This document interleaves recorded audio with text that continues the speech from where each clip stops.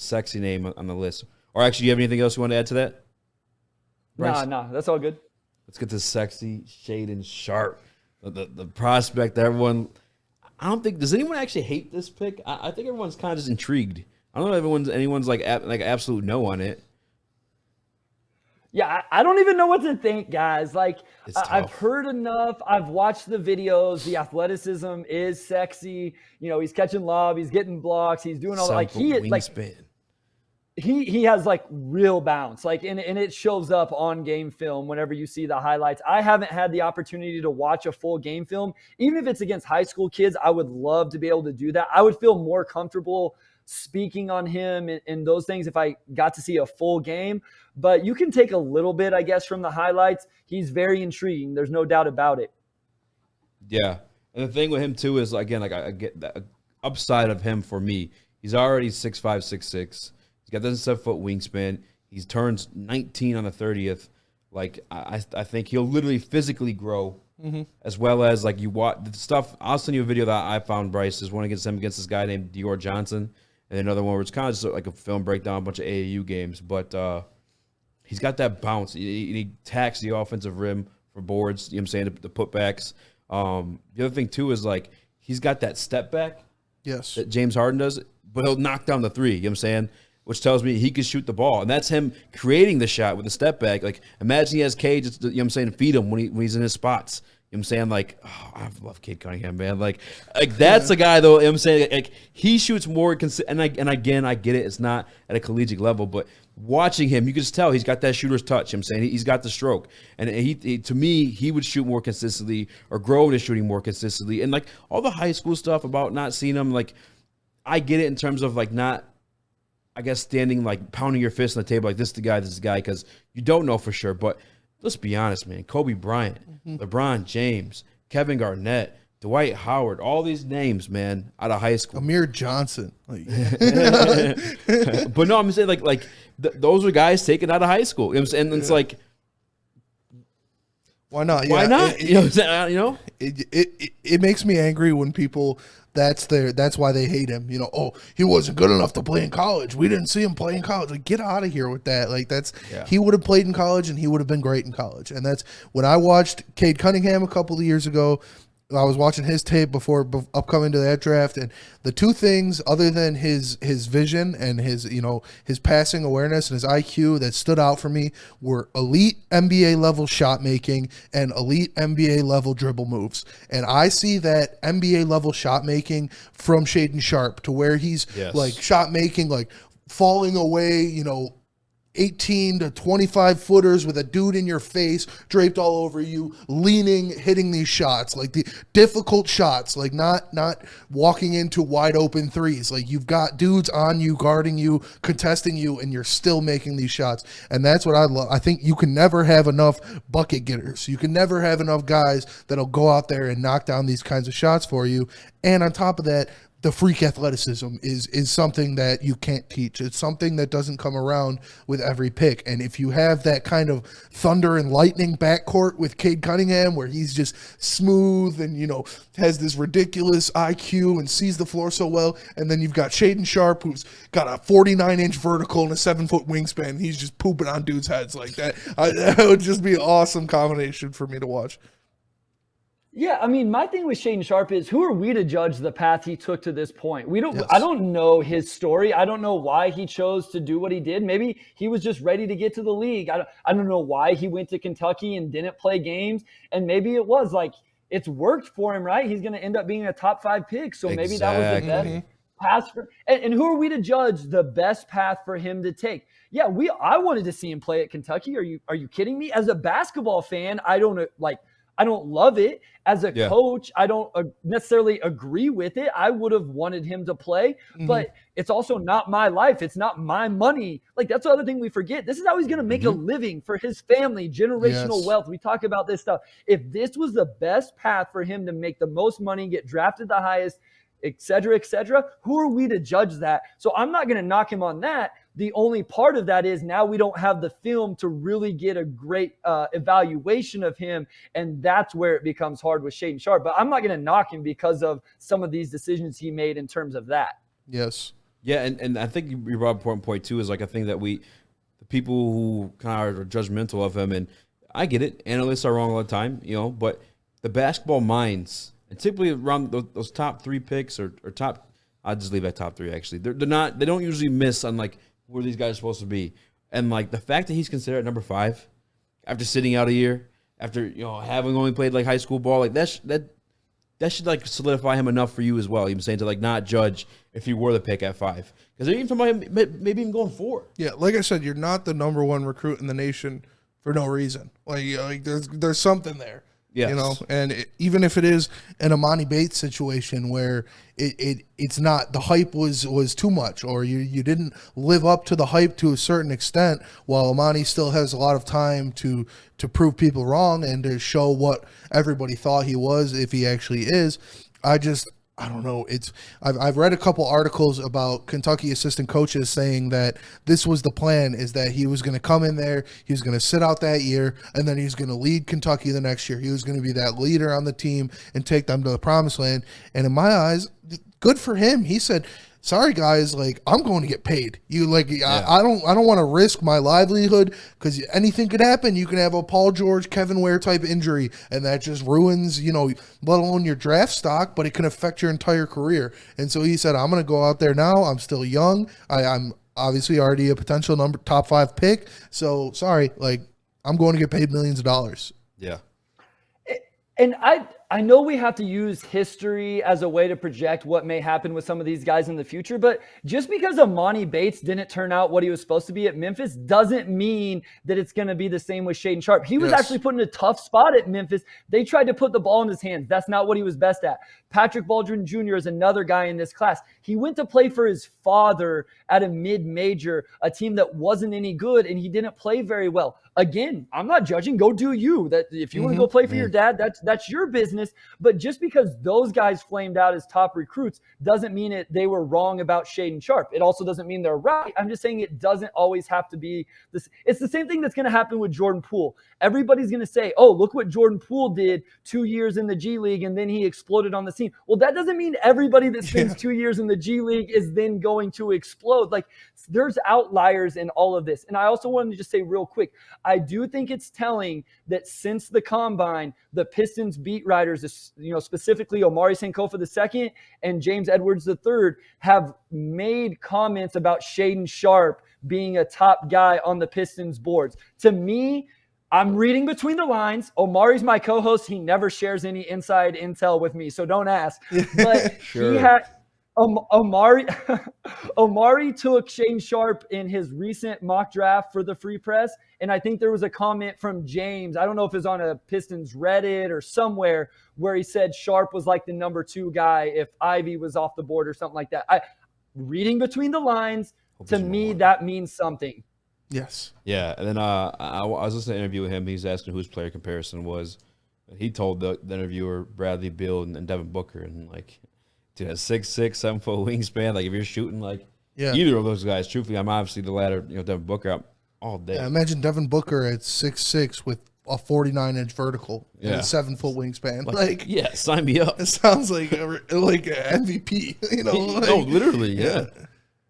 And those guys are the archetype of player. It's probably the second favorite archetype I have for Cade Cunningham, behind kind of the Benedict Mathurin archetype. I'll get off of that. But, the Zach LaVine, and I know we're varying levels of athleticism here between these guys, but the two you mentioned, Bill, Booker, Zach LaVine, obviously an insane athlete, but that kind of just off-ball, like just straight bucket getter. Yeah. I like that type of archetype next to Cade, because now that allows Cade maybe to expend more energy defending, grabbing rebounds, facilitating. He doesn't have to score as much. Exactly, and that's where I see us winning with Cade, is him as the facilitator, like, because he can get to the floor. I don't want to say Luka, because Luka's proven to himself like he might be generational. Like, Luka's like truly special, and Cade could be special too. And I do really like Cade, but like, he has the same style of play where he can get to the floor anywhere on the floor that he wants, so smooth and so effortless. And obviously, he's always a threat to score at any level of the floor. That he's a threat, and then he kicks it out. Same way you see with LeBron and those guys, I'm saying, and finds a shooter like Shaedon Sharpe. I love Cade Cunningham, man. I just want somebody who could knock down the three with him consistently, because in today's league, it's, the 4 teams in the conference finals right now, 3-D, 3-D, 3-D. Yeah. All 4 of them top 10 in the 3-point made. This is how the game is nowadays, you know? And I see a world. I'd be interested to know your guys' answer to this. I'm notorious for coming on other people's podcasts and asking questions, so I apologize. No, you're good. I think it's awesome. No, yeah. I see a world where the Pistons could be competing for a championship and Cade Cunningham isn't your number 1 scorer. It doesn't mean he's not your best player. Doesn't mean he's not the most important player. Doesn't mean he's not the face of the franchise. But I think he's the type of player where there's a world.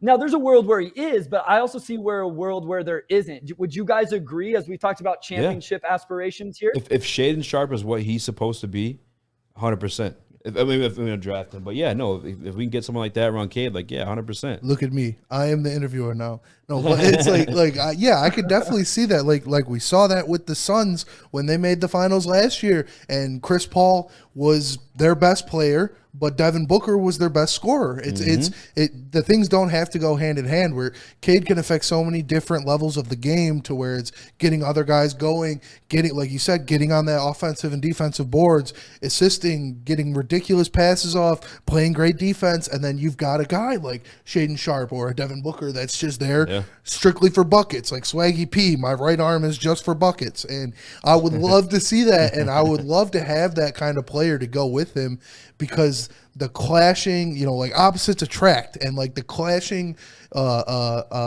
play styles of that backcourt, I feel like would go so well together, because it would give you so many opportunities to run so many different offensive sets and have different offensive game plans you can base off of matchups, rather than just Cade's our guy, we're going to run with him, we're going to do everything through him. LeBron and Kyrie. Yeah, exactly. You have, this guy can't really guard the 2 or 3 very well. Okay, this is going to be a U game, and we're going to have Cade play off ball a lot of the game. Oh, this guy's a weaker defender at 1. All right, Cade, you're going to take over. And it's, I don't know. And he's selfless like that too, man. That's I love, and he's a threat at any level of the floor.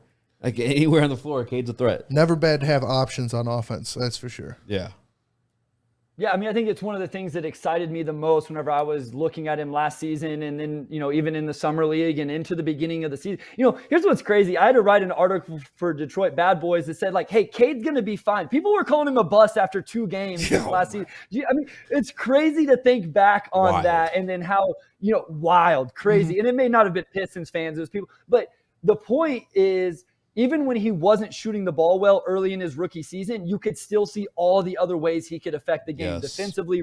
We've outlined all of it, the intangibles. And so that's why sometimes I'm like, man, maybe a bucket getter, you actually see the best version of Cade. We've fallen in love with his ability to score the basketball. But really what I think is best about him is he can impact the game in so many different ways. What pushes Keegan down the list for you? In terms of, and again, I know your list is kind of like everyone else's right now. It's altering. It's kind of, I related this draft to NFL draft. It's kind of like altering, who you fall in love with each week. But maybe this NBA draft even more. But why is Keegan low on there for you? I think he has the lowest ceiling of all 4 guys. And I realize his floor is higher than Sharpe and Ivy's, but I think Sharpe and Ivy's ceiling is significantly higher than Keegan Murray. And then Benedict Mathurin has a similar level floor, but also a higher ceiling, even if it's not as high as those guys. Again, it's very close. It's splitting hairs.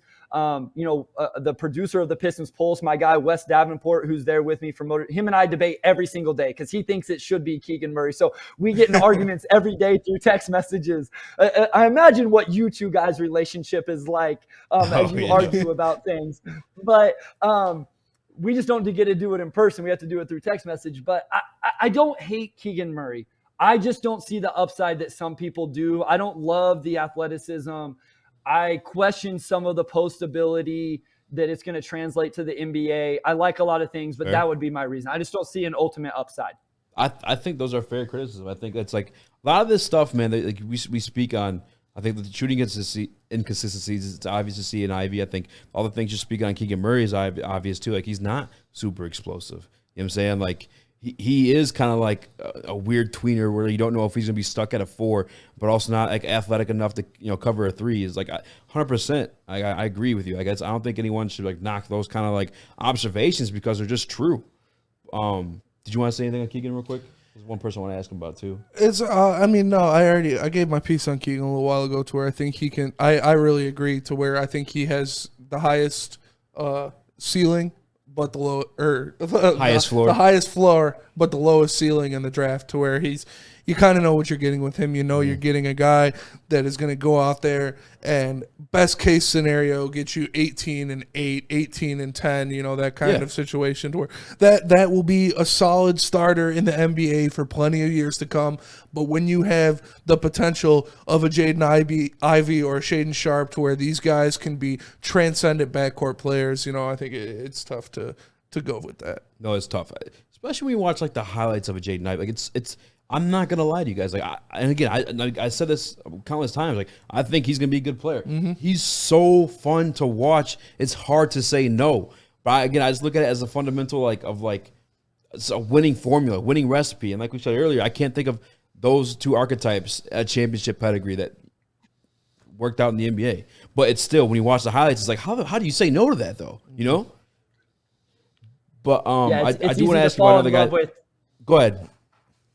No, I just say it's easy to fall in love with his athleticism, Shaedon Sharpe's. Yes. And again, I think Benedict Mathurin gets left out of the athleticism thing. Like, go watch the TCU NCAA tournament game. He puts a dunk on the dude's head that will make you jump out of your seat. So don't sleep on my guy Benedict Mathurin's smooth athleticism. I am going to watch some more because I do like him a lot. I've been talking about him since the tournament time. I just saw like the dog in this kid. I'm like, this guy, their whole team really. You know what I'm saying? Their whole team was fun to watch. Yeah. They were just dogs, all of them. Big Terry too, but AJ Griffin's an archetype that I could see fitting well with Cade. He made a face. I get like the nervousness around him, and he's almost like I'm not gonna say I'm proven, but Devin Booker, I guess, a little bit just for the shot, man, just the archetype. I like guys again. Cade bringing that defense, closing down on him, and kicking the ball out to a guy who's gonna hit you for 3, not 2 points, 3 points, like. The way the NBA is kind of driven right now, the way the Warriors are driven right now, the way the Celtics can knock it all down is what I like about AJ Griffin. But you made a face on, and I'm curious because I know you studied him a lot more than I have. Yeah, so I did a breakdown on him. The shooting is legit. You're absolutely right, Easy. There's no question about it. I would call him the second best shooter in the draft in terms of the guys I've looked at. Jabari Smith's shooting is unreal. Like, I just want to say that. He's not just a catch and shoot guy. He's doing it off the bounce. He's doing it in the mid post. I don't want to, relive the lottery luck the Pistons had and not having a chance at him. But AJ Griffin is a shooter. He can knock down shots from 3. It's really, really, high level. I have 2 knocks on AJ Griffin. One, I don't think he defends on the ball at all on the perimeter. I think he's really bad on-ball defender. Off the ball, he's fine. On the ball, I have major questions. And then the injury history coming out of high school when he first got to Duke, that's why they worked him in there slow. If the medicals came back and told me he's going to get his burst in athleticism, apparently he was a high-level athlete in high school. I haven't seen that film. If you told me that was coming back, I would have him more in play at number 5 than probably what I do right now. Yeah, and that's one thing is it's like you said, the shooting's undeniable, and that's a big part of what we need is more shooting to surround Cade Cunningham, to surround other people that we have on our team, to help out Sadiq to where he's not the only guy on the floor that doesn't have the ball in his hands that's going to be able to knock down these threes. But at 5, it's a little much to ask for just a shooter, just a guy that's going to be a standstill shooter out there, and that's it's tough because that's what we need. It's really what we need. Other than like paint defense and rebounding, shooting is number 1. Yeah, so it's tough, but I want more. I want a top 5 pick. I want them to have the potential to be a superstar, and I don't see that potential out of him. I'm with you guys. I will say this. Sorry, Easy. Like, I've seen people believe in the upside. Like, I've seen people have him as number 3 or number 4 even, and I haven't seen that type of stuff with Benedict Mathurin or Keegan Murray. I don't personally buy into it. I think, guys, the high school film must be insane. Like, incredible. Because I think that's what a lot of people go back to is look what he was in high school. Look at the athleticism. And then at Duke, he at least showed the shooting still. So there must be some really good high school film on him. Would that be a total Kings move to take AJ Griffin at 4? And then, yes, please. Yes, please. Just let us choose from what we want. That would be awesome.